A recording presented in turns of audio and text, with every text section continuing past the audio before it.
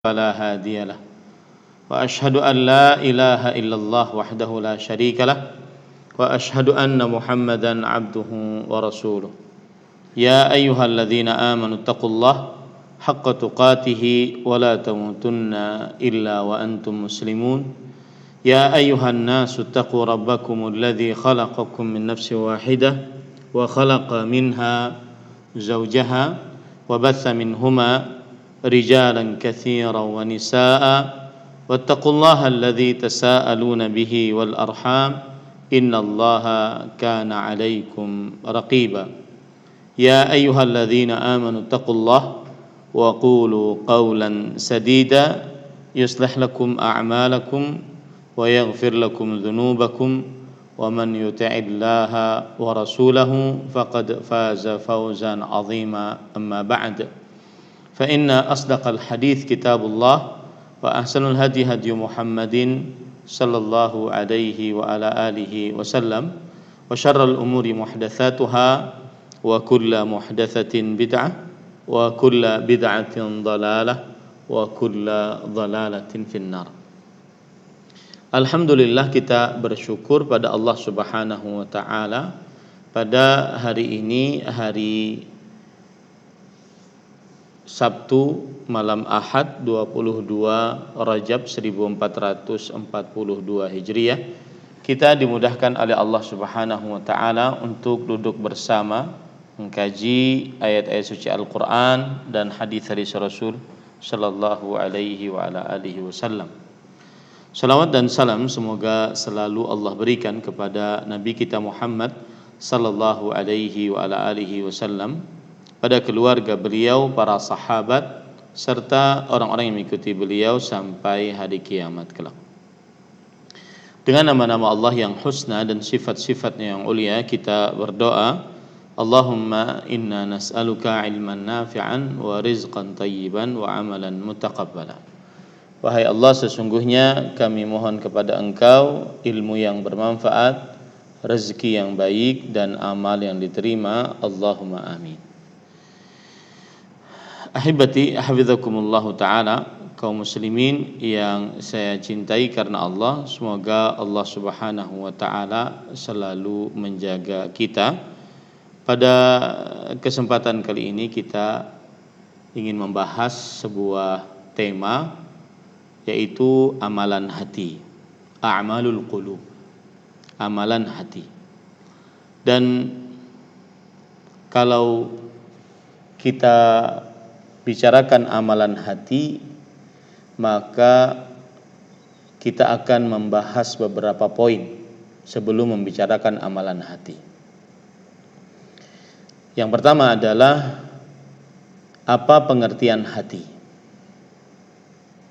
baik itu di dalam Al-Quran ataupun hadis dari Rasul sallallahu alaihi wasallam ataupun perkataan para ulama. Yang kedua adalah apa pentingnya membicarakan amalan hati. Yang ketiga adalah amalan hati, apa saja amalan hati. 3 poin ini mudah-mudahan cukup, kita akan membicarakannya. Poin yang pertama yang kita bicarakan adalah apa itu hati. Kalau kita buka di dalam Al-Quran, maka kita akan dapati banyak sekali hal-hal yang berkaitan dengan hati. Di antaranya Allah berfirman dalam Al-Quran, surah An-Nahl ayat 78, wa ja'ala lakumus sam'a wal absara wal af'idah la'allakum tashkurun. Yang artinya, dan Allah Subhanahu wa ta'ala menjadikan bagi kalian pendengaran, penglihatan, dan hati agar kalian bersyukur. Kemudian juga di dalam surat Al-Hajj ayat 46, Allah Subhanahu wa ta'ala berfirman, afalam yasiru fil ard fatakunu fatakuna lahum qulubun ya'qiluna biha aw adhanun yasma'una biha fa innaha la ta'mal absar walakin ta'mal qulubul lati fis sudur. Artinya, apakah mereka tidak berjalan di bumi, maka mereka memiliki qulub yang memahami dengannya, atau telinga-telinga yang mendengar dengannya. Maka sesungguhnya la ta'mal absar, pandangan-pandangan tidaklah buta, walakin ta'mal qulub allati fis sudur, akan tetapi qulublah yang buta yang ada di dalam hati. Berdasarkan dua ayat ini, maka kita dapati bahwasanya pengertian hati disebutkan oleh Allah Subhanahu wa taala dalam Al-Qur'an, baik itu dengan kata al-qalbu ataupun kata al-fuadu ataupun kata as-sadru. Ya. Ini semuanya berkaitan dengan hati. Allah Subhanahu wa taala berfirman di dalam ayat-ayat Al-Qur'an, hati dengan kata al-fuadu. Begitu juga dengan kata al-qalbu. Begitu juga dengan kata as-sadru. Al-fuadu dan al-qalbu saya sudah sebutkan tadi dalilnya, yaitu surat An-Nahl ayat 78, ini diantaranya. Kemudian surat Al-Hajj ayat 46. Adapun as-sadru adalah sebagaimana disebutkan oleh Allah Subhanahu wa taala dalam surat Al-An'am ayat 125. Faman yuridillah an yahdiyahu yashrah sadrahu lil Islam. Maka siapa saja yang diinginkan oleh Allah untuk diberikan petunjuk kepadanya, Allah lapangkan dadanya, sadruhu. Allah lapangkan dadanya untuk Islam. Kalau kita ingin ambil kata fuad dalam ayat yang lain, diantaranya yaitu surat An-Najm ayat 11. Ma kadzabal fuadu ma ra'a. Hati tidak mendustakan apa yang dilihat. Itu kata fuad, surah An-Najm ayat 11. Kata qalbu banyak dalam Al-Quran, baik yang dalam bentuk mufrad, tunggal, atau dalam bentuk jamak. Bentuk mufrad misalkan dalam surah At-Taghabun ayat 11. Wa man yu'min billah yahdi qalbah. Siapa yang beriman kepada Allah, maka Allah Subhanahu wa taala memberikan petunjuk kepada kalbunya. Nah, berarti para ikhwan yang dirahmati oleh Allah Subhanahu wa taala, kalau kita lihat dari Al-Qur'an, maka al-qalbu, al-fuadu, as-sadru seluruhnya adalah kata-kata yang menunjukkan kepada hati. Adapun di dalam Al-Quran, di dalam hadis-hadis Rasul Sallallahu Alaihi Wasallam, maka kita akan dapati Rasulullah Sallallahu Alaihi Wasallam menyebutkan hati dengan istilah al-qalbu, sebagaimana hadis Rasul Sallallahu Alaihi Wasallam. Ala inna fil jasadi mudghatan idza salahat salahal jasadu kullu wa idza fasadat fasadal jasadu kullu ala wahyal qalbu. Ketahuilah, di dalam tubuh ada sepotong daging. Mudghah itu sepotong daging yang bisa digenggam atau yang bisa dimasukkan ke dalam mulut. Mudghah, sepotong daging. Jika sepotong daging tersebut baik, maka dia akan baik. Jika sepotong daging tersebut buruk, maka seluruh anggota tubuhnya akan buruk. Ketahuilah bahwasanya yang dimaksud hal tersebut adalah al-qalbu. Di sini para ikhwan yang dirahmati oleh Allah Subhanahu wa taala, Rasul sallallahu alaihi wasallam menyebutkan bahwasanya hati dengan qalbu. Begitu juga dalam hadis riwayat Muslim, innallaha la yanzuru ila ajsabikum wala ila suwarikum walakin yanzuru ila qulubikum. Sesungguhnya Allah Subhanahu wa taala tidak melihat kepada tubuh kalian, rupa kalian, tetapi melihat kepada hati-hati kalian. Kemudian juga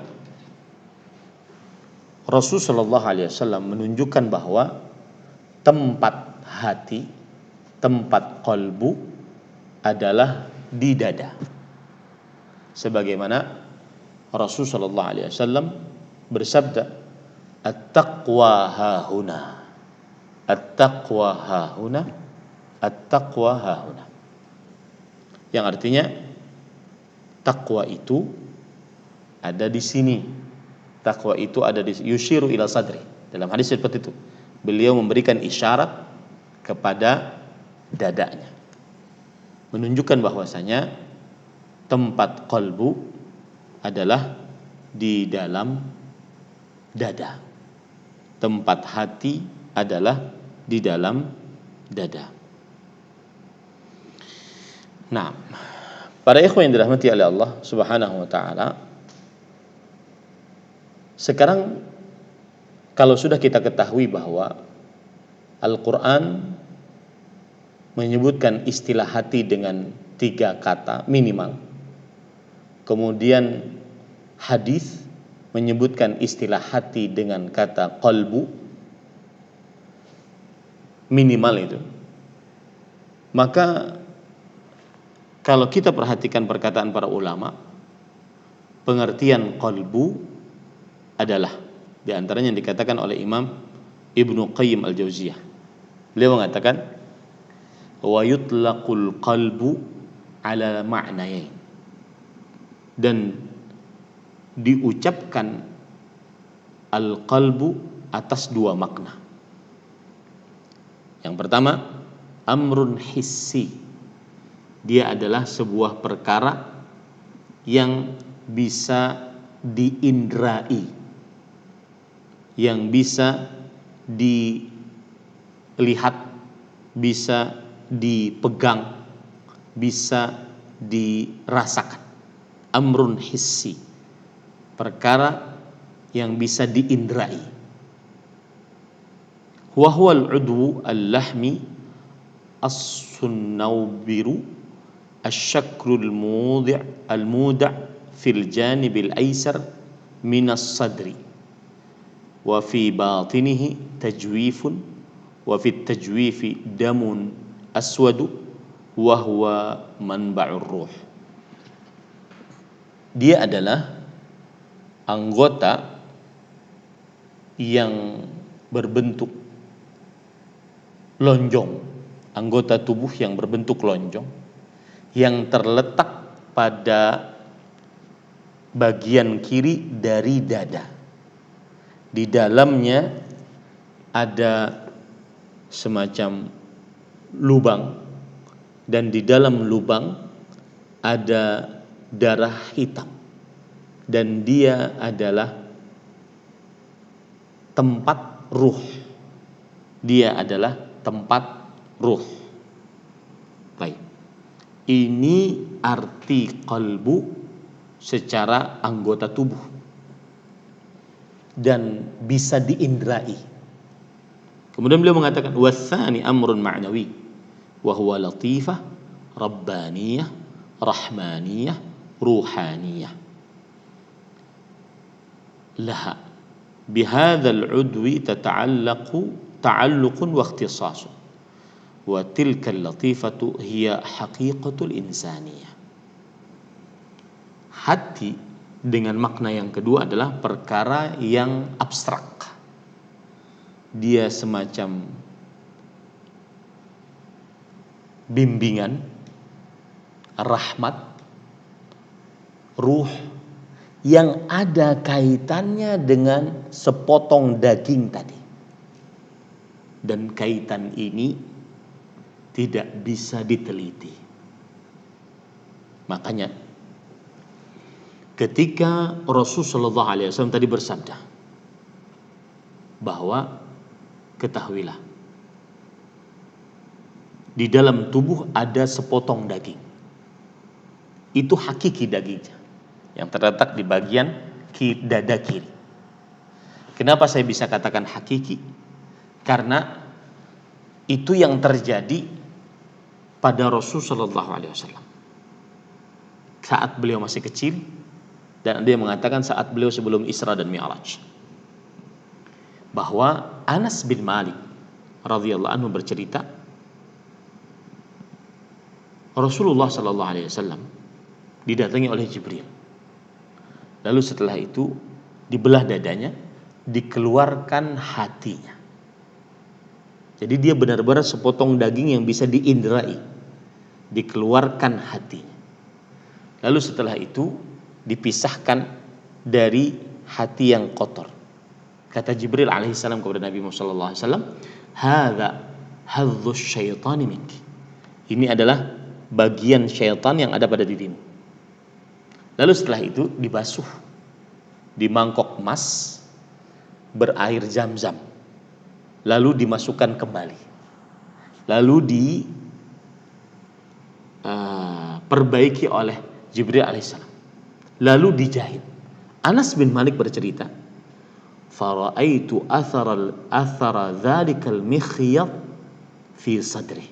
Aku melihat bekas jahitan tersebut ada pada dada beliau. Ini menunjukkan bahwa sepotong dagingnya adalah hakiki. Maka ketika Rasulullah SAW mengatakan bahwa ketahuilah di dalam tubuh manusia ada sepotong daging, itulah hati tadi, yang apabila dia baik seluruh anggota tubuhnya baik, apabila buruk maka seluruh anggota tubuhnya juga buruk. Tetapi yang tidak bisa dimaknai dan tidak masuk ke dalam akal manusia tetapi kita tetap menerimanya adalah bahwa seseorang ketika dia berbicara tentang qalbu, maka dia punya hubungan dengan ketundukan dan kepatuhan terhadap Allah Subhanahu wa taala. Ini yang tidak bisa kita ketahui. Karena itu kuasa Allah Subhanahu wa taala. Makanya saya tadi ingin sampaikan ini. Sebagian ulama berpendapat bahwa ketika Rasulullah SAW bersabda, di dalam sebuah tubuh ada sepotong daging. Ada yang mengatakan sepotong daging tersebut jantung. Ada yang mengatakan sepotong daging tersebut liver. Ada yang mengatakan sepotong daging tersebut otak. Ada yang mengatakan sepotong daging tersebut akal. Perbedaan pendapat ini disebabkan karena tadi sepotong daging yang dia bisa diindrai mempunyai hubungan dengan ketundukan dan kepatuhan. Ini yang akhirnya membuat sebagian ulama berbeda-beda pendapat tentang apa itu qalbu.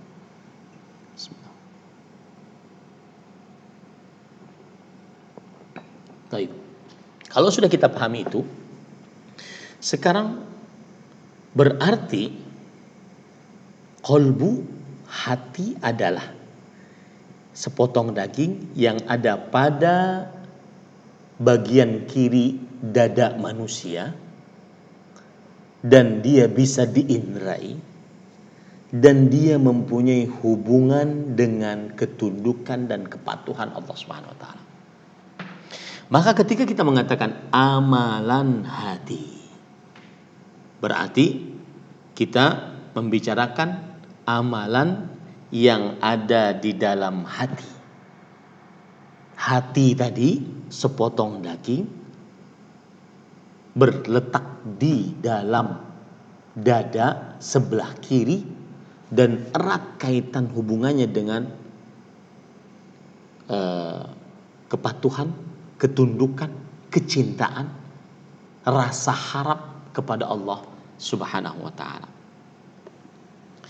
Baik. Sekarang ahibati hafizakumullah taala, kita akan membicarakan tentang poin yang kedua, yaitu kedudukan amalan hati. Artinya apa pentingnya kita membicarakan amalan hati? Apa pentingnya kita membicarakan amalan hati? Maka yang pertama adalah amalan hati adalah amalan yang wajib atas setiap muslim, sebagaimana wajib atas setiap muslim amalan anggota tubuh. Bahkan amalan hati lebih wajib daripada amalan lahiriah. Coba perhatikan sekarang perkataan-perkataan para ulama yang sangat menarik. Perhatikan, tadi saya katakan kedudukan dan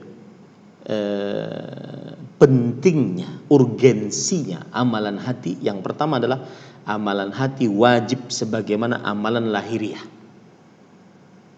Amalan lahiriah yang saya maksud sholat, puasa, bersedekah, zakat, haji, baca Quran, berzikir, amalan lahiriah, baik dengan tangan, dengan lisan, dengan kaki, dengan anggota tubuh.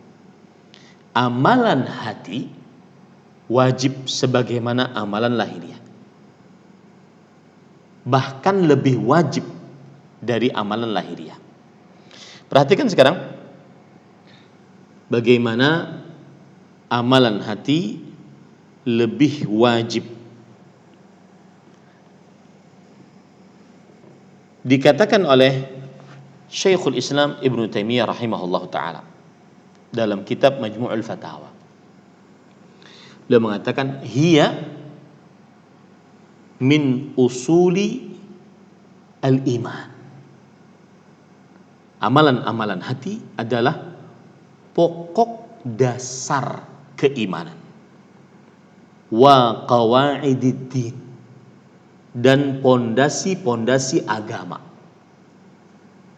Mislu, seperti mahabbatullahi wa rasulih, cinta kepada Allah dan Rasulnya. Itu amalan hati, cinta. Bisa diekspresikan hanya dengan hati, rasa cinta. Wat tawakkuli alaih, atau wat tawakkuli alaih, bertawakal kepada Allah. Amalan hati. Wa ikhlasid din wa syukrilah, memurnikan ibadah hanya kepada Allah dan bersyukur kepada Allah semata. Wasabri ala hukmi, dan bersabar atas keputusan Allah Subhanahu wa taala. Wal khaufi minhu, dan takut dari siksa Allah. War raja'i lahu, dan berharap rahmat Allah. Wa hadhil a'malu jami'uha wajibatun ala jami'il khalqi bittifaqi a'imatiddin. Dan amalan-amalan ini seluruhnya wajib atas seluruh makhluk dengan kesepakatan para pemimpin agama dari para ulama. Ini menunjukkan urgensinya amalan hati. Makanya penting membahas seperti ini. Kemudian yang Perkataan lainnya, perkataan Imam Ibnu Qayyim Al-Jauziyah rahimahullah, ulama Islam abad ke-8 Hijriah. Di dalam kitab beliau Bada'i'ul Fawaid, beliau mengatakan, A'malul qulubi hiyal asl. Amalan-amalan hati dia adalah sumbernya. Wa a'malul jawarihi taba'un wa mukammilah. Sedangkan amalan anggota tubuh lahiriah itu adalah ikutan dan penyempurna. Sumbernya, pokoknya amalan hati. Wa innan niyata bimanzilatir ruh wal amala bimanzilatil jasadil a'dha.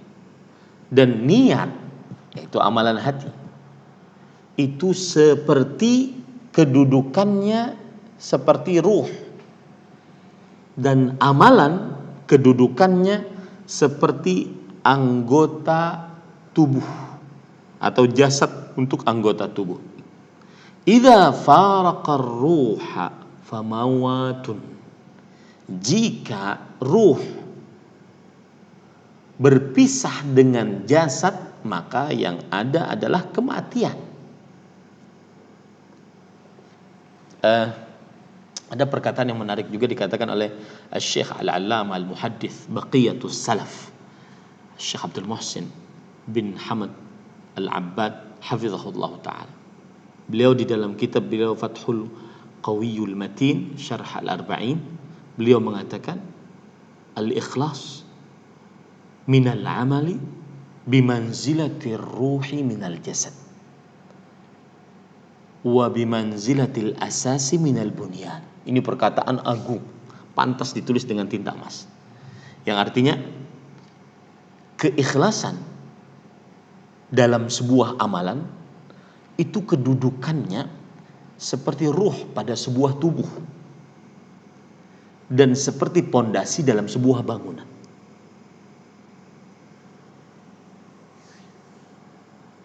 Tubuh tidak akan hidup tanpa ruh, maka amalan tidak akan pernah hidup tanpa ikhlas. Sebuah bangunan tidak akan bisa diambil manfaatnya tanpa pondasi, maka amalan tidak akan diterima dan diberikan ganjaran pahalanya tanpa ada keikhlasan, dan keikhlasan amalan hati. Maka kemudian Imam Al-Qayyim mengatakan, fa ma'rifatu ahkamil qulubi ahammu min ma'rifati ahkamil jawarih. Mengenal hukum-hukum hati lebih penting dibandingkan mengenal hukum-hukum anggota tubuh. Nah, ini kedudukan yang pertama dari pentingnya amalan hati. Dia adalah wajib dan lebih wajib daripada amalan anggota tubuh. Imam Al-Qayyim rahimahullah ta'ala juga mengatakan di dalam kitab beliau Ighatsatul Lahafan min Masaidi Syaitan, bahwa beliau mengatakan fawajibatul qulubi asyaddu wujuban min wajibatil abdan. Kewajiban-kewajiban hati, amalan-amalan wajib dari hati lebih wajib dibandingkan kewajiban amalan-amalan anggota tubuh. Wa akadu minha, dan lebih ditekankan lagi.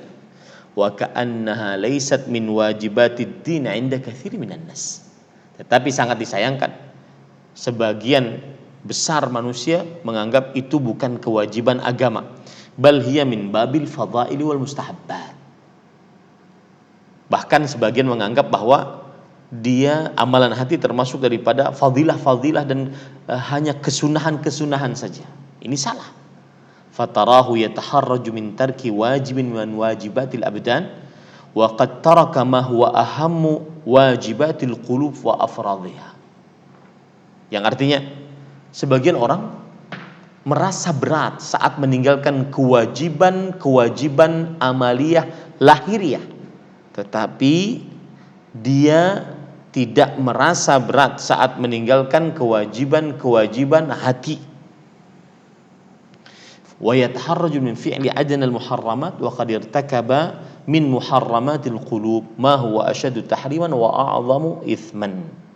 Yang artinya seseorang merasa berat dari mengerjakan perbuatan keharaman yang rendah secara lahiriah, tetapi dia tidak merasa berat dari meninggalkan atau mengerjakan keharaman-keharaman hati.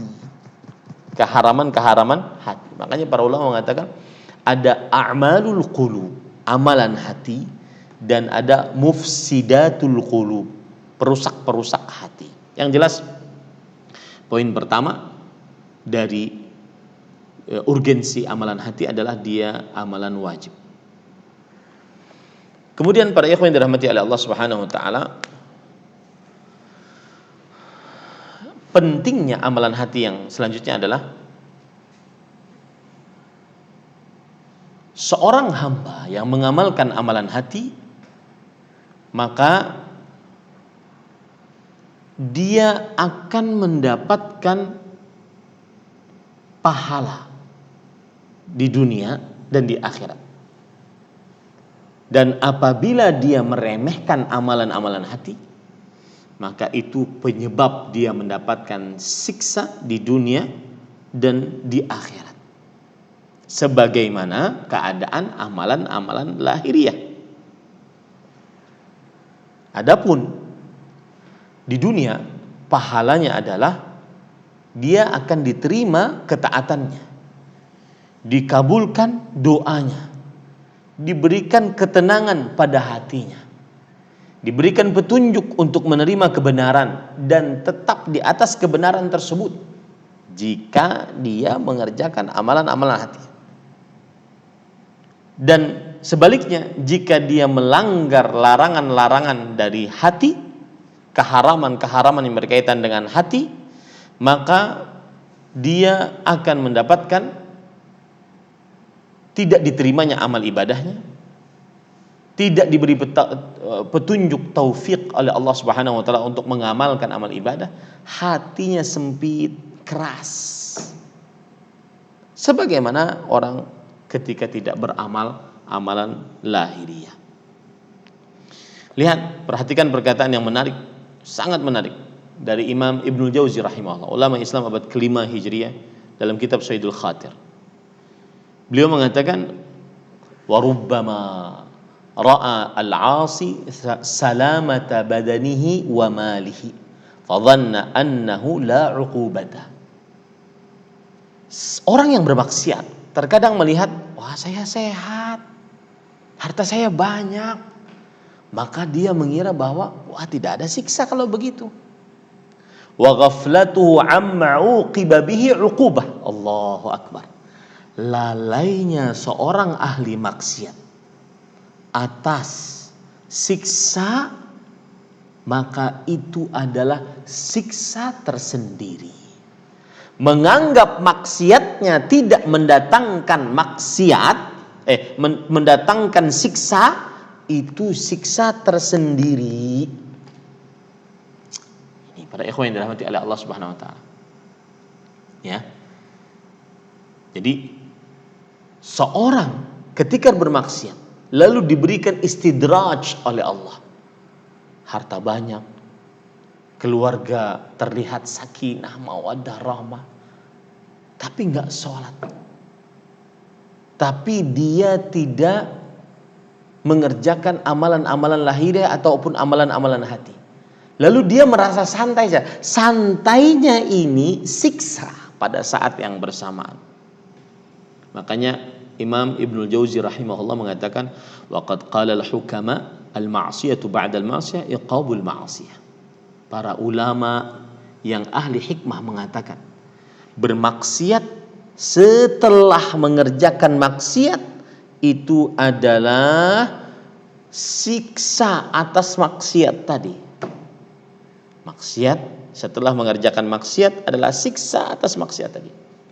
Dan ini salah satu tafsiran ayat, yaitu Allah Subhanahu wa taala berfirman, innal fujjara lafi jahim. Orang yang banyak dosa benar-benar di dalam neraka jahanam. Dia akan mendapatkan neraka jahanam di dunia sebelum neraka jahanam di akhirat. Apa neraka jahanam di dunia? Sempit hati, keras hati, air mata tidak pernah berlinang. Semakin hari semakin takut, semakin berani bermaksiat kepada Allah. Terutama saat sendirian. Semakin hari semakin berselancar. Dia setiap malam menunggu kapan waktu itu yang saya bisa sendirian dengan handphone saya. Ini siksa tersendiri. Innal fujjara lafi jahim. Sesungguhnya orang yang banyak dosa benar-benar dalam neraka jahanam. Jahimud dunya qabla jahimil akhirah. Neraka jahanam di dunia semakin hari semakin dahsyat maksiatnya, semakin bercabang-cabang maksiatnya, sebagaimana dikatakan oleh Shaddad ibnu Aus radhiyallahu anhu. Beliau mengatakan, "Idza ra'aita ar-rajula ya'malu bi ma'siyatillah fa'lam anna lahu 'indaha akhawat." Jika engkau melihat seseorang mengerjakan maksiat kepada Allah, ketahuilah bahwasanya maksiat tersebut annalah indahu akhwat, memiliki saudari-saudari lainnya. Satu maksiat ngajak kepada maksiat-maksiat yang lain. Itulah yang disebut dengan innal fujjara lafi jahim. Nah, ini urgensinya amalan hati adalah siapa yang mengerjakan amalan-amalan hati, maka sebab dia mendapatkan pahala dari Allah Subhanahu wa taala di dunia sebelum akhirat. Dan siapa yang meremehkan amalan-amalan hati, maka sebab dia mendapatkan siksa di dunia dan di akhirat.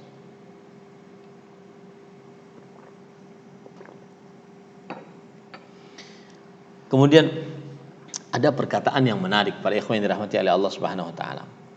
Perkataan Imam Ibnu Qayyim al-Jauziyah rahimahullah. Beliau mengatakan, "Inna as-saghirata min qillatil haya wa 'adami asy-syu'ur bil 'idham wal khaufi min Allah yulhiquha bil kabirah." Sesungguhnya dosa kecil dia. Tidak ada ancaman laknat, neraka, siksa, murka, kecil dia. Tapi terlarang, kecil dia dosanya. Tetapi ketika dikerjakan tanpa ada rasa malu, tanpa takut, tanpa merasa berat di sisi Allah Subhanahu wa taala, maka dikategorikan menjadi dosa besar. Wa innal kabirata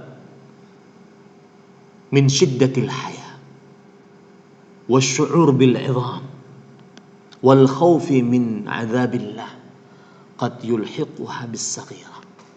Adapun dosa besar, tapi saat melakukannya dia merasa berat, takut siksa Allah Subhanahu wa taala, malu terhadap Allah Subhanahu wa taala, maka bisa-bisa dosa besar tersebut ditulis oleh Allah sebagai dosa kecil. Kemudian Imam Ibnu Qayyim al-Jauziyah mengatakan, wa hadza marji'uhu ila ma yaqumu bihil qalb. Ini kembalinya kepada apa yang tertancap di dalam hati, bagaimana saat dia melakukan amalan tersebut. Ini para ikhwan yang dirahmati oleh Allah Subhanahu wa taala. Ada perkataan menarik juga. Seorang ulama Bani Israel mengatakan, kata Imam Ibnul Jauzi ini, "Ya Rabbi kam a'sika wa la tu'aqibni." Wahai Tuhanku, berapa banyak aku bermaksiat kepada Engkau, tetapi Engkau tidak memberi siksa kepadaku. Maka perkataan dari ulama Bani Israel ini dijawab, "Kam u'aqibuka wa la tadri alaysa qad haramtuka halawata munajati." Allahu akbar. Sudah sering aku siksa kamu, tapi kamu enggak ngerasa Bukankah aku haramkan atasmu lezatnya bermunajat kepadaku, lezatnya berdoa kepadaku? Bukankah aku haramkan atasmu menangis karena aku? Bukankah aku haramkan atasmu lezatnya berzikir, berkhalwat, bersendirian dengan Allah? Aku haramkan atas. Itu siksa. Itu siksa. Ini para ikhwan yang dirahmati oleh Allah Subhanahu wa taala. Ini perkataan yang indah dari Imam Ibnu Jauzi rahimahullahu taala. Yang ketiga, dan saya sudah mengira ini tidak akan cukup, ya, karena sepertinya ini sudah 1 jam kurang sedikit, ya. Yang ketiga, urgensinya amalan hati. Sebagaimana yang sudah kita sebutkan tadi, bahwasanya amalan hati adalah pokok amalan lahiriah penyempurna. Ikut dari amalan hati. Ini para ikhwan yang dirahmati oleh Allah Subhanahu wa taala. Saya beri contoh. Rukun ibadah ada 3, sebagaimana yang disebutkan oleh para ulama setelah mereka meneliti istiqra' dalil-dalil Al-Quran dan hadis Rasulullah SAW, maka mereka dapati bahwa rukun ibadah ada 3. Yang pertama, walladzina amanu asyaddu hubban lillah. Orang yang beriman lebih cinta kepada Allah, rasa cinta. Dari cinta ini nanti timbul amaliyah lahiriah. Ini kita buktikan. Kemudian yang kedua adalah berharap kepada Allah Subhanahu wa taala. Yang kedua adalah berharap kepada Allah Subhanahu wa taala. Sebagaimana Rasulullah Allah Subhanahu wa taala berfirman di dalam Al-Qur'an, innahum kanu yusari'una fil khairat wa yad'unana raghaban wa rahaba wa kanu lana khashi'in. Surat Al-Anbiya surat ke-43 ayat 90. Surat Al-Anbiya ayat 90 maksud saya. Sesungguhnya para nabi mereka bersegera dalam mengerjakan kebaikan-kebaikan dan berdoa kepada raghaban, rasa harap, warahaban, rasa takut, dan mereka sangat khusyuk kepada kami. Inilah 3 rukun ibadah. Ini sumber rasa cinta, rasa harap, rasa takut, sumber yang dengan sumber ini timbul amalan-amalan lahiriah. Tidak akan pernah mau sholat subuh berjamaah tepat waktu di masjid bagi laki-laki kecuali ada 3 ini. Karena cinta kepada Allah. Kalau bukan karena cinta, ngapain kita memutuskan tidur nganga kita? Tidak mungkin. Lagi asik-asiknya tidur kita putuskan ketika kita sudah masuk waktu subuh. Kalau bukan karena berharap rahmat Allah, takut siksa Allah, tidak mungkin kita mengerjakan sholat subuh atau tahajud, atau menghafal Quran, atau berzikir, atau bersedekah. Capek-capek sudah mengumpulkan harta, disuruh sedekah 2,5% setiap tahunnya apabila dia muslim, kemudian merdeka, hartanya sampai nisab melalui 1 haul dan dimiliki secara sempurna. Ya, saya pernah ditanya oleh seorang perempuan. Waktu itu saya masih di Arab Saudi. Ada seorang perawat nanya, dia ini dari negara tetangga, bukan negara kita. Ustadz, saya akan pulang tahun ini. Alhamdulillah sudah banyak bekal di sini. Dan saya nanti di negara saya tidak akan kerja. Saya hanya membawa tabungan saya, kemudian saya bercocok tanam untuk keperluan sehari-hari saya. Pertanyaan saya tidak bekerja, tidak ada penambahan uang, saya bertahan hidup untuk menghidupi ibu dan diri saya dengan bercocok tanam. Apakah tetap wajib saya zakat setiap tahunnya? Saya katakan syarat zakat wajib itu ada 5. Muslim, merdeka, melalui harta sampai nisab, dan memiliki harta tersebut selama 1 tahun, dan kepemilikannya sempurna. Selama syarat itu ada, tetap wajib zakat di setiap tahunnya. Kemudian dia mengatakan, wah kalau gitu berat Ustaz.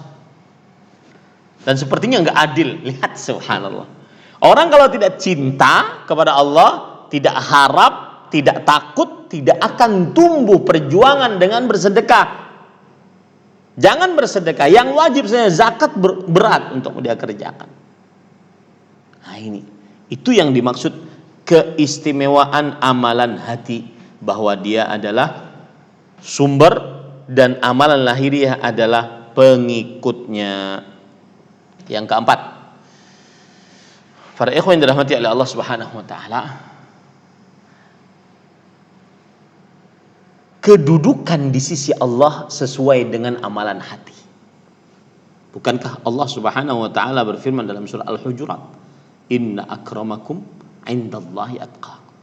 Sesungguhnya yang paling mulia di antara kalian di sisi Allah adalah yang paling bertakwa di antara kalian. Di situ ada nilai bahasanya akramakum. Akrama adalah sighatut tafdhil, redaksi yang menunjukkan kepada perbandingan, komparasi. Kemudian kum dhamir muttasil lil jama'. Apabila ada sighatut tafdhil, setelahnya dhamir muttasil menunjukkan kepada sighah mubalaghah yang sangat tinggi.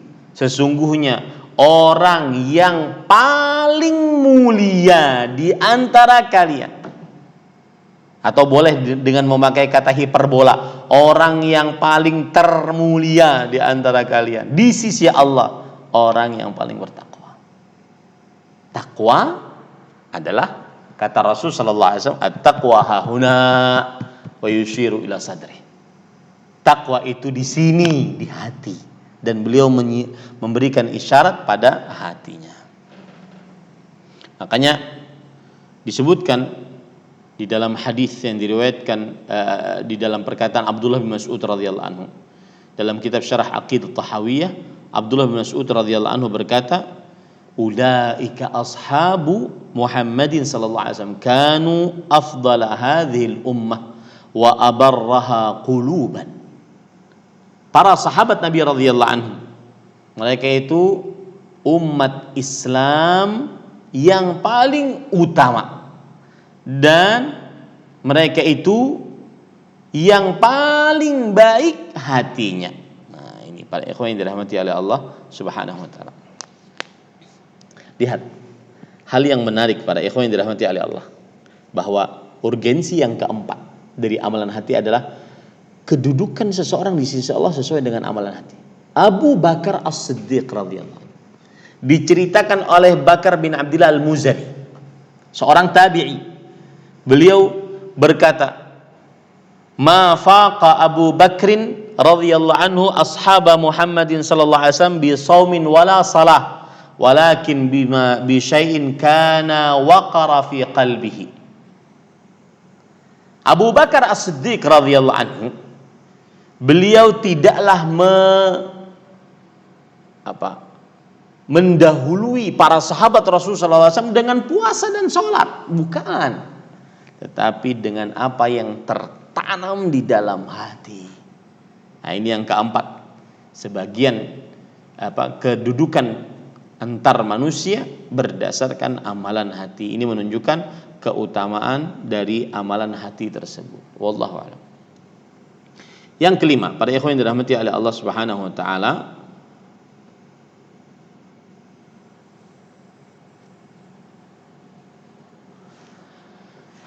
amalan hati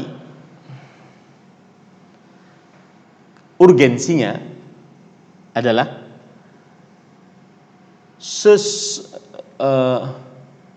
seseorang akan dibedakan. Ini beriman, ini munafik, Bukankah pembedanya hanya amalan hati? Bukankah pembedanya hanya amalan hati?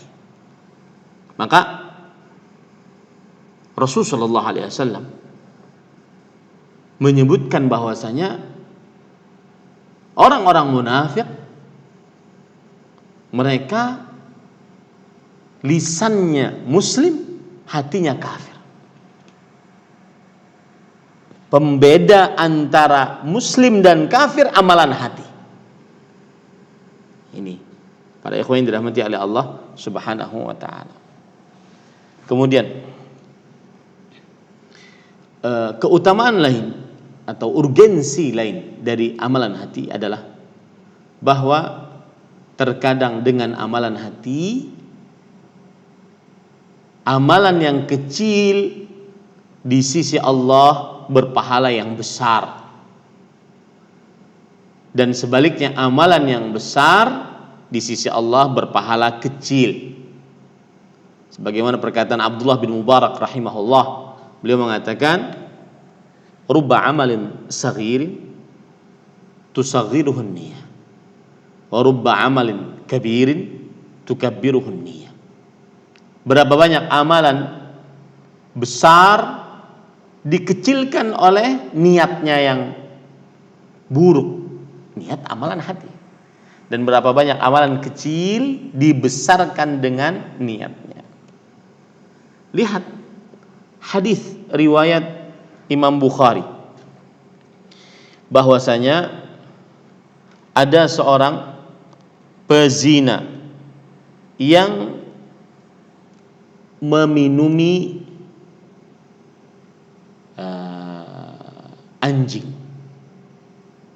Dalam hadis riwayat Bukhari dan Muslim dari Abu Hurairah radhiyallahu anhu bahwasanya idza huwa kalbun yalhath ya'kulu thara minal 'atash.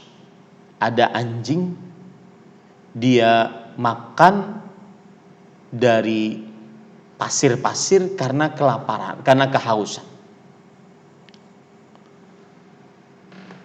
Kemudian para ikhwan yang dirahmati oleh Allah Subhanahu wa taala, lalu ada seorang wanita pezina yang melihatnya. Idh ra'athu baghiyun baghaya Bani Israil. Seorang wanita pezina dari Bani Israel melihatnya, fanaza'at muqaha fasaqathu faghufira laha bih. Lalu wanita tersebut melepaskan sepatu high heelsnya, lalu dia minumkan kepada anjing tersebut. Setelah dia ambil air, maka diampuni untuknya dosa perempuan tersebut, ya, dengan sebab apa yang dia lakukan dengan meminumi anjing. Para ulama mengatakan, di antaranya Syekhul Islam Ibnu Taimiyah rahimahullahu taala mengatakan bahwasanya athna alaih wa qabila amalahu wa jaza bi fi'lihi. Allah memuji atas amalannya tersebut, diterima amalannya, dan Allah Subhanahu wa taala memberikan pahala atasnya. Kata Syekhul Islam Ibnu Taimiyah rahimahullah, fahadza lima hasala fi qalbiha min husnin niyyah war rahmah idzat. Ini disebabkan karena dia terjadi di dalam hatinya niat yang baik, amalan hati, dan kasih sayang, amalan hati, saat dia meminumi tersebut. Maka amalan hati, amalan yang sangat luar biasa. Ya, waktunya habis, kita masuk kepada sesi pertanyaan, dan saya belum menyebutkan amalan hati, ya. Nah, amalan hati masih poin yang ketiga yang kita sebutkan tadi, pengertian hati, pentingnya amalan hati. Wallahu a'lam. Nah,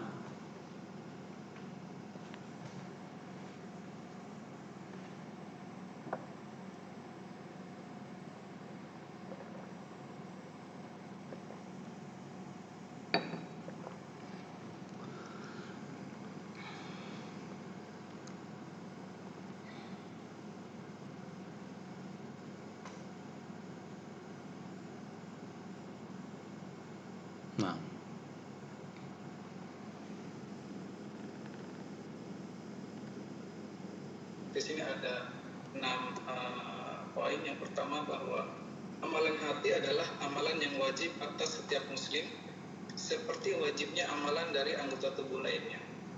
Kemudian yang poin kedua adalah bahwa seorang hamba yang mengamalkan amalan hati, dia akan mendapatkan pahala di dunia dan di akhirat. Dan apabila dia meremehkannya, maka dia akan mendapatkan siksa di dunia dan di akhirat. Hatinya di dunia akan menjadi sempit dan menjadi keras. Kemudian yang ketiga, amalan hati adalah amalan pokok, dan amalan anggota badan adalah penyempurna mengikuti amalan hati. Kemudian poin yang keempat, kedudukan di sisi Allah berdasarkan amalan hati. Sesungguhnya orang-orang yang paling mulia di sisi Allah adalah orang yang paling bertakwa di antara kalian. Kemudian poin yang kelima, seseorang akan dibedakan iman atau munafik atau kafirnya itu berdasarkan amalan hatinya. Dan yang keenam adalah terkadang dengan amalan hati, amalan yang kecil menurut kita itu di sisi Allah berpahala besar, dan sebaliknya amalan yang besar menurut kita di sisi Allah berpahala sangat kecil. Baik, itu yang bisa saya simpulkan. Selanjutnya saya informasikan bahwa acara ini terselenggara atas kerjasama antara International Open University dan Kajian Sunnah Tebet dan Ustadz Ahmad Zaiduddin Al-Banjari. Selanjutnya saya persilahkan kepada moderator pertanyaan untuk menyampaikan pertanyaan yang diberikan oleh para Baik, Masya Allah, jazakallah khairan atas kesempatannya. Afwan Ustaz, Ana izin membacakan pertanyaan yang telah masuk. Bismillah, Ustaz izin bertanya mengenai zikir. Ada yang mengatakan kepada Ana, zikir itu harus diucapkan atau harus terdengar, tidak boleh di dalam hati. Apakah benar demikian? Mohon nasihat Ustaz. Tafadhol Ustaz. Bismillah, walhamdulillah, wassalatu wassalamu ala rasulillah wa ala alihi wa sahbihi wa man wala. Berzikir bisa dengan lisan dan bisa dengan hati. Ketika Allah Subhanahu wa taala berfirman, alladzina amanu wa tatma'innu qulubuhum bidzikrillah. Ala bidzikrillah tatma'innul qulub. Orang-orang yang beriman dan hati mereka tenang dengan berzikir kepada Allah.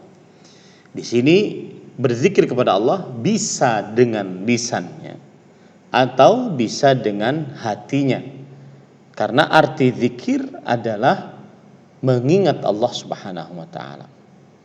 Nah, ada perkara yang menarik tentang zikir. Dan ini berkaitan dengan zikir dengan hati. Yaitu seorang ulama salaf mengatakan zikrullahi hasan. Berzikir kepada Allah dengan lisan itu baik. Mengucapkan subhanallah, alhamdulillah, Allahu akbar, la haula wala quwata illa billah, la ilaha illallah, baik. Wal ahsanu minhu, yang lebih utama darinya adalah an tadhkurallaha inda al-ma'siyah fatakuffa anha.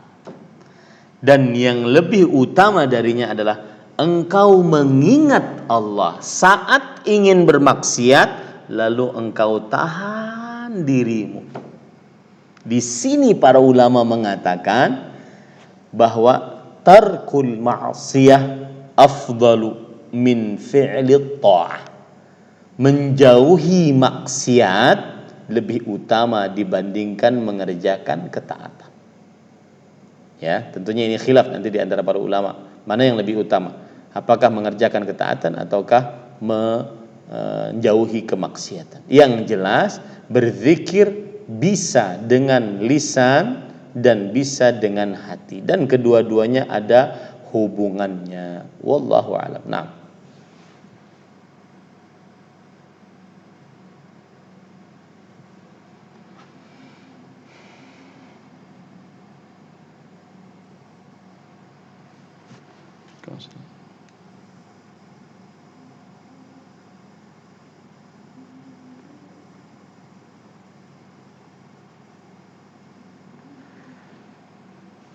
Bismillah, walhamdulillah, wassalatu wassalamu ala rasulillah wa ala alihi wa sahbihi wa man wala.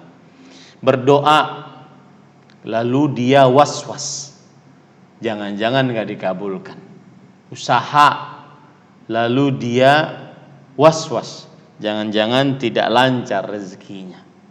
Maka perasaan was-was seperti ini haram hukumnya. Kenapa?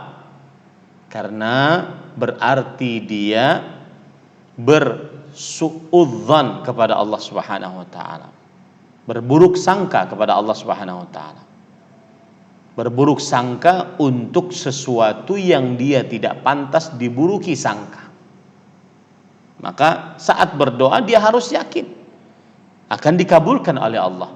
Bukankah Rasulullah SAW bersabda, "Innallaha la yaqbalu du'aan min qalbin lahin ghafil." Sesungguhnya Allah tidak menerima doa dari hati yang lalai dan lupa atau terlena.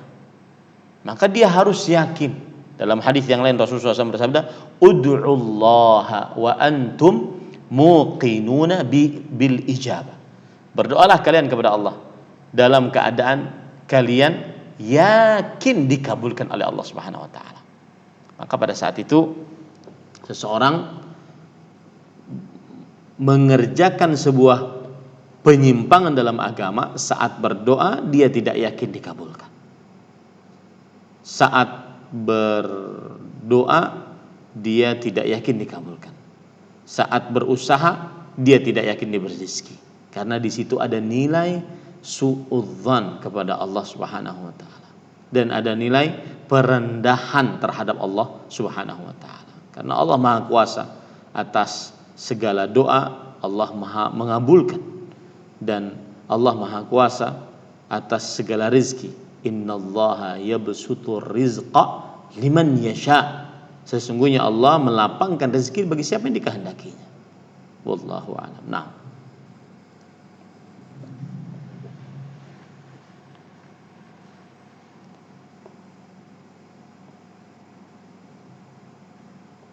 Nah, silakan.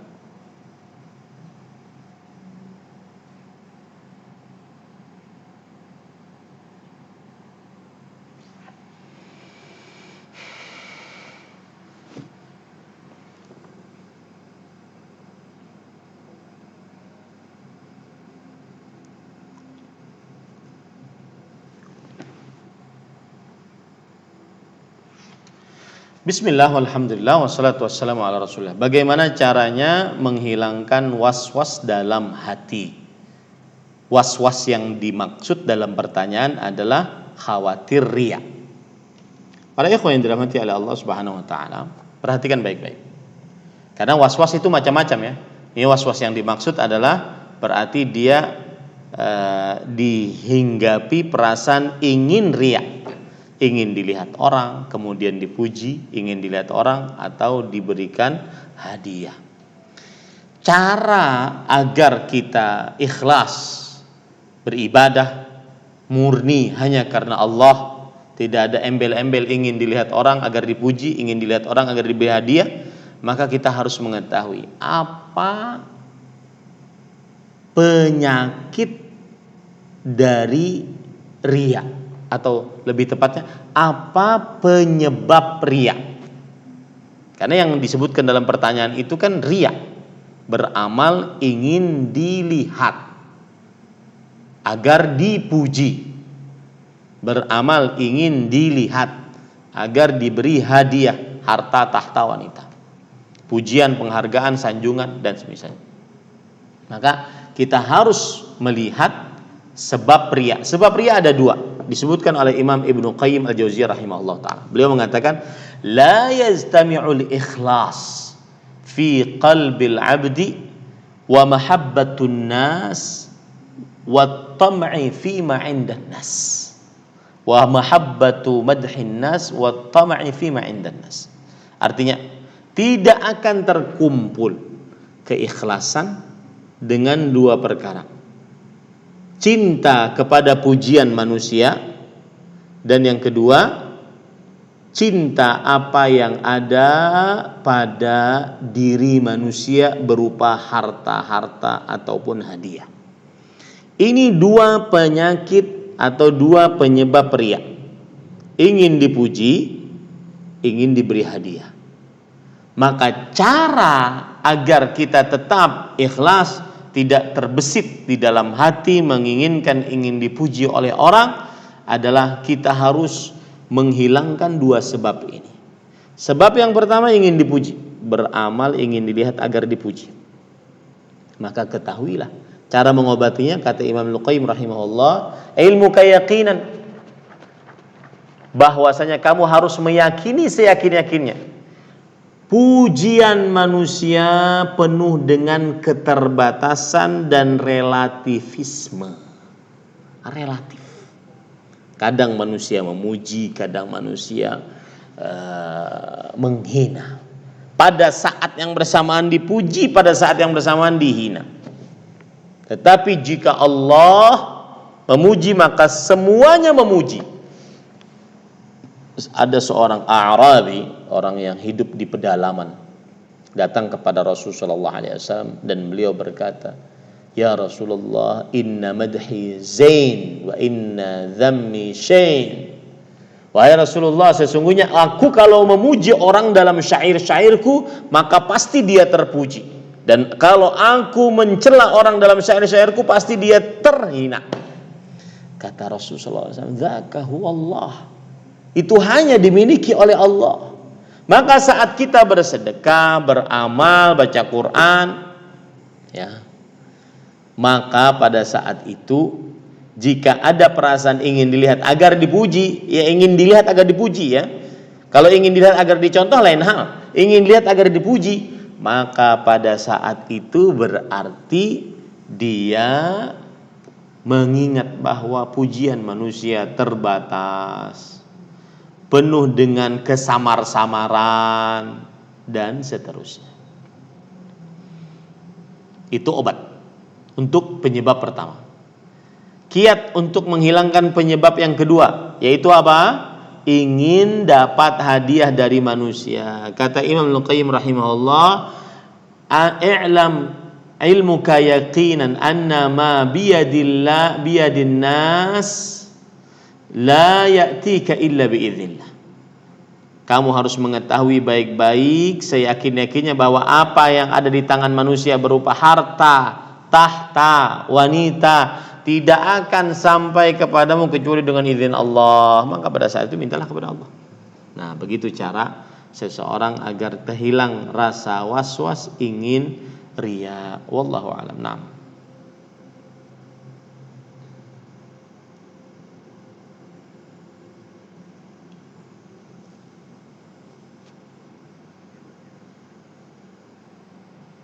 Nah,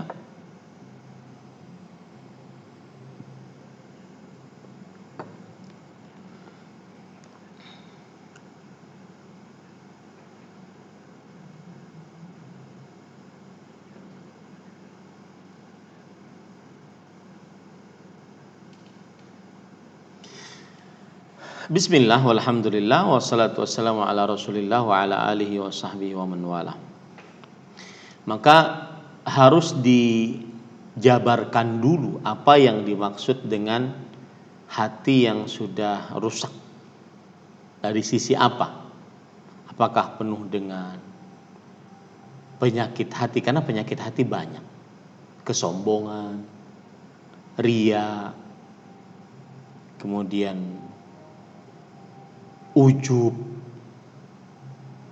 ya, itu penyakit-penyakit hati. Jadi kalau seandainya yang dibicarakan adalah bahwa cara menata hati karena hati ini sudah kotor dari apa? Dari kesombongan. Maka jawabannya mudah. Sandarkan semua keahlian dan juga nikmat kepada Allah Subhanahu wa taala. hilang rasa sombong, hilang rasa ujub. Kemudian kalau penyakit hatinya riya, sudah kita jelaskan tadi. Itu jadi cara menghilangkan penyakit hati atau menata hati, cara menata hati karena hatinya sudah rusak ataupun karena sudah kotor dengan apa dulu? Harus dijabarkan. Kalau dengan maksiat, bertaubat kepada Allah Subhanahu wa taala. Kalau dengan kotor dengan riya, maka sudah kita jelaskan. Kalau kotor dengan sombong, dengan ujub, maka sudah kita sebutkan juga tadi. Wallahu a'lam. Nah.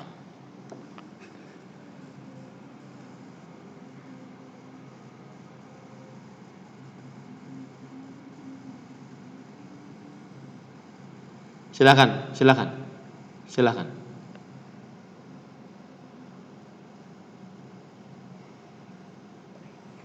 Barakallahu fiik.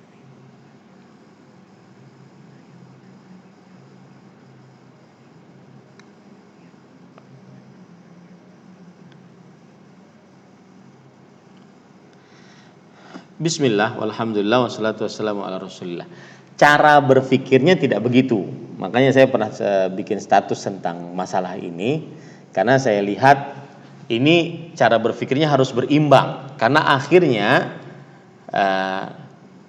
permasalahan ini kan timbul disebabkan karena sebuah ucapan yang dikatakan oleh seseorang yang berdakwah rahimahullah, bahwasanya tidak boleh menghina orang yang bermaksiat, diantaranya melepas jilbab atau tidak memakai jilbab.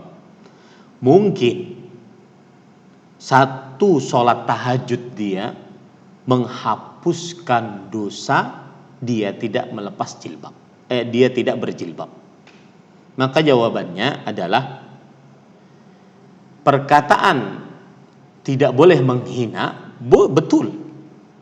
Tidak boleh kita menghina orang yang bermaksiat.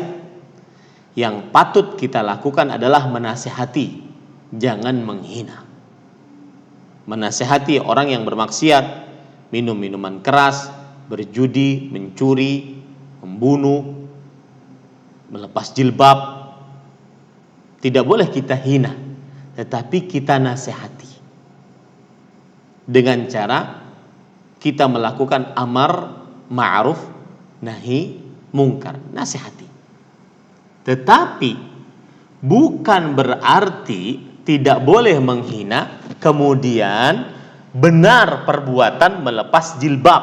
Nah, itu salah. Ya. Tidak boleh menghina, jangan sampai dipahami bahwa benar perbuatan melepas jilbab. Maka melepas jilbab atau seorang perempuan wanita muslimah tidak berjilbab, terlihat rambutnya, terlihat telinganya, terlihat bawah dagunya, terlihat lehernya, terlihat dadanya, bahkan mungkin buah dadanya, maka itu adalah dosa besar, tanda kemunafikan, mengikuti ajaran iblis dan kebiasaan kaum Yahudi dan Nasrani, mendatangkan kegelapan di akhirat dan diancam masuk ke dalam neraka. Haram, dosa besar.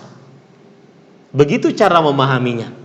Jadi jangan dipermasalahkan bahwa sholat tahajud bisa menghapuskan dosa seseorang tidak memakai jilbab. Itu adalah urusan Allah Subhanahu wa taala.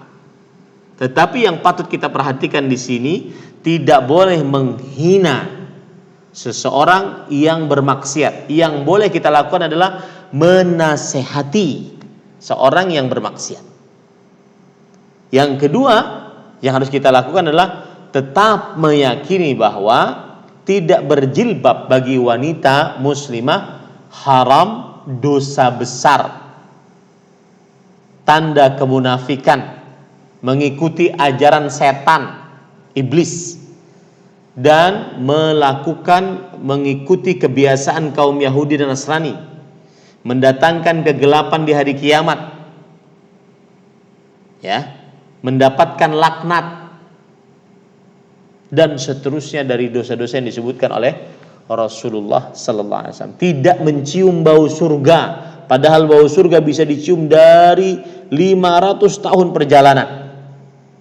Saking jauhnya wanita tidak memakai jilbab tersebut. Nah, disinilah pentingnya belajar ilmu dari dasar.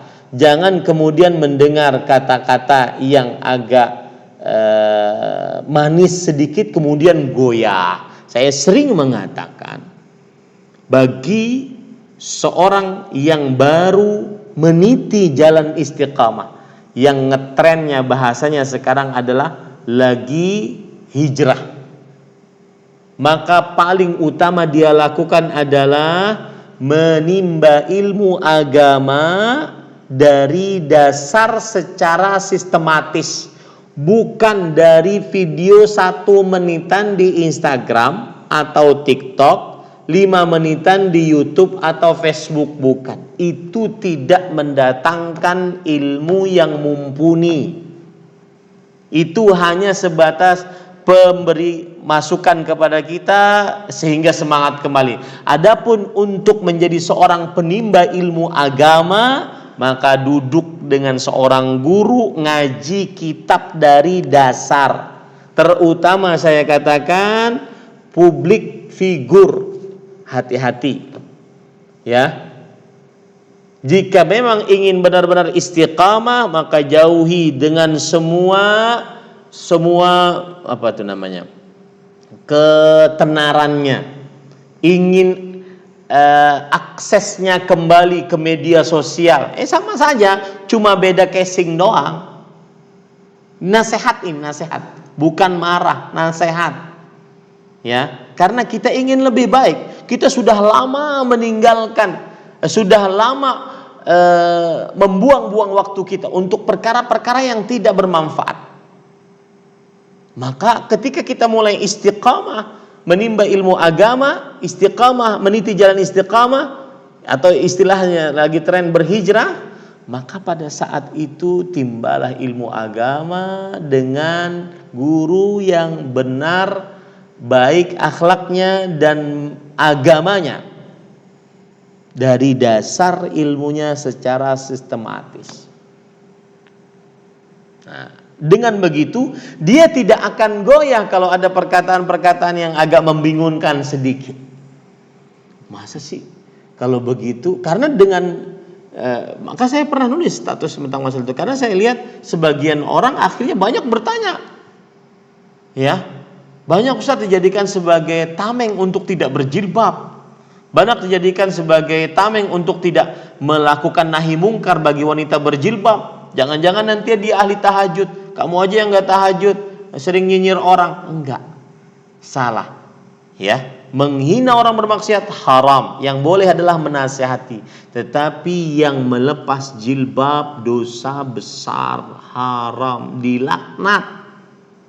Munafik, mengikuti ajaran setan, mengikuti kebiasaan kaum Yahudi Nasrani, mendapatkan kegelapan, dijauhkan dari surga, tidak mencium bau surga. Kurang apa lagi itu?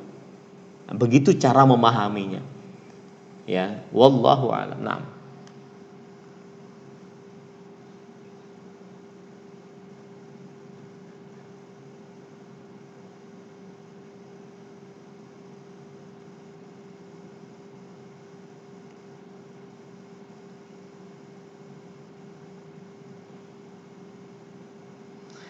Bismillah, walhamdulillah, wassalatu wassalamu ala rasulillah wa ala alihi wa sahbihi wa man walah.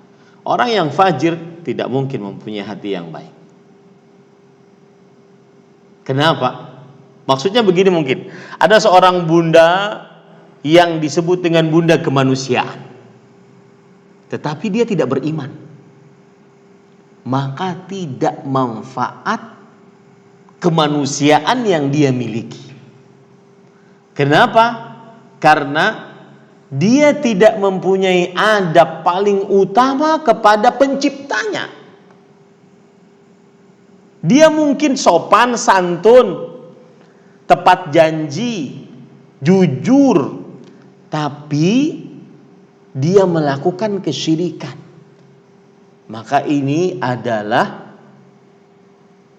dosa dan lebih berbahaya dibandingkan dia mempunyai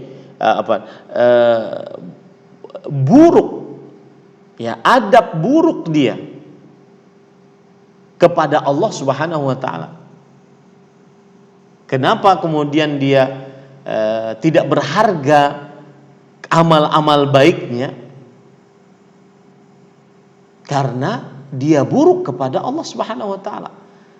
Zat yang semestinya seorang makhluk lebih beradab kepadanya dibandingkan dia beradab kepada makhluk-makhluk dari zat tersebut. Ini pada ikhwan yang dirahmati Allah. Kemudian itu yang pertama. Yang kedua, orang fajir tidak mungkin hatinya bersih. Kenapa? Karena Rasulullah SAW menyebutkan akan hal itu. Di antaranya Rasulullah SAW bersabda, "Idza aznaba al-'abdu nukitat fi qalbihi nuqtatun sauda." Jika seorang hamba berdosa, maka ditorehkan noktah hitam di hatinya. Fa idza naza'a wastaghfara saqula qalbu. Jika dia melepaskan dosa tersebut, beristighfar, maka akan bersih kembali hatinya. Fa in zada zidat alaih. Kalau seandainya dia bertambah maksiatnya, bertambahlah noktah-noktah hitam tersebut di hatinya. Hatta ta'luwa qalbahu, sampai menutupi hatinya. Fadzalika ran, itulah penutup hati. Maka tidak mungkin orang fajir banyak dosa bersih hatinya. Allahu a'lam. Nah.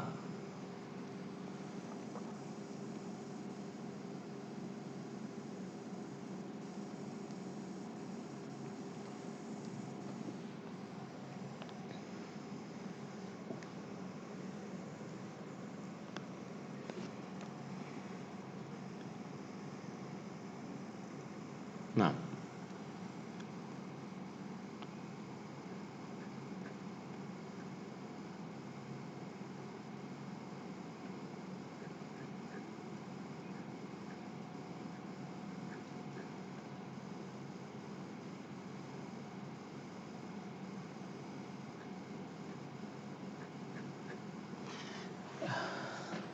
Pertanyaan yang pertama, apa itu hati?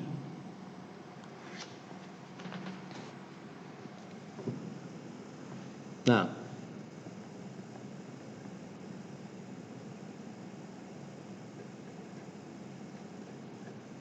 apa itu hati?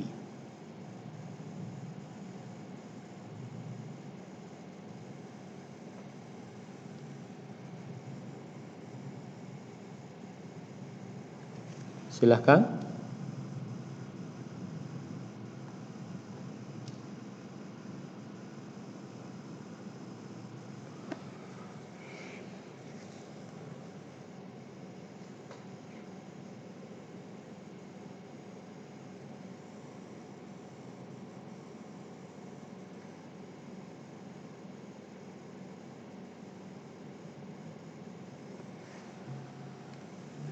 Silahkan.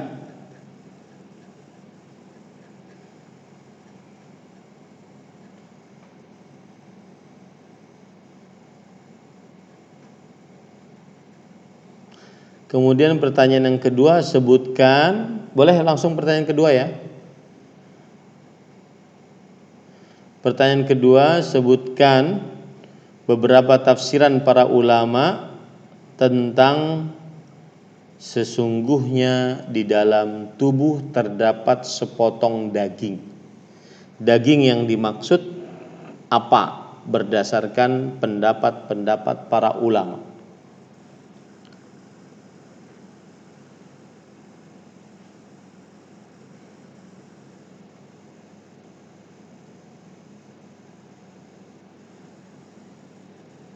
Saya ulangi, Rasulullah SAW pernah bersabda, ala inna fil jasadi mudghah idza salahat salahal jasadu kullu. Jika ingatlah di dalam tubuh ada sepotong daging. Daging di sini sebagian ulama menafsirkan dengan beberapa tafsiran. Tafsiran tersebut apa saja? Sudah saya jelaskan tadi. Bahkan 2 kali saya ulang penjelasannya. Pertanyaan yang ketiga adalah apa contoh bahwasanya hati adalah pokok dari seluruh amal? Apa contoh bahwasanya hati adalah pokok dari seluruh amal?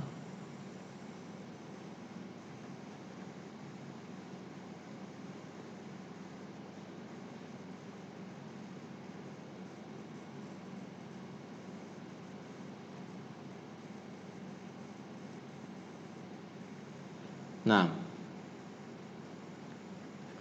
ini panitia yang menentukan aja ya, siapa yang benar, siapa yang salah, atau saya yang menentukan? Atau bagaimana panitia?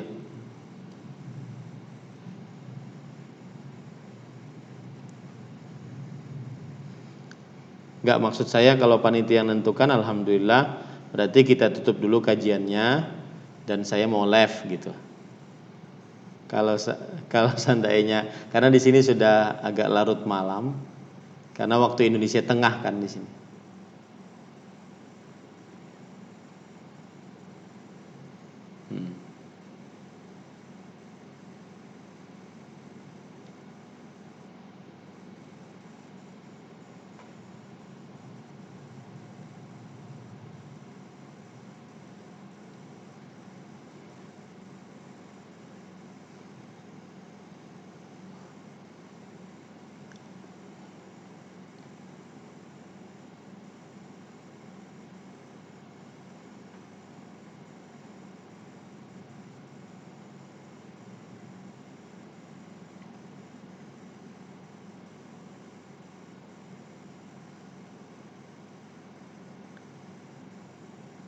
Subhanakallah.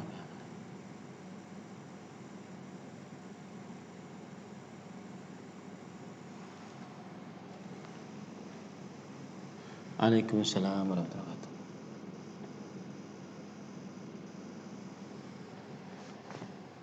Kita sudah juga ya.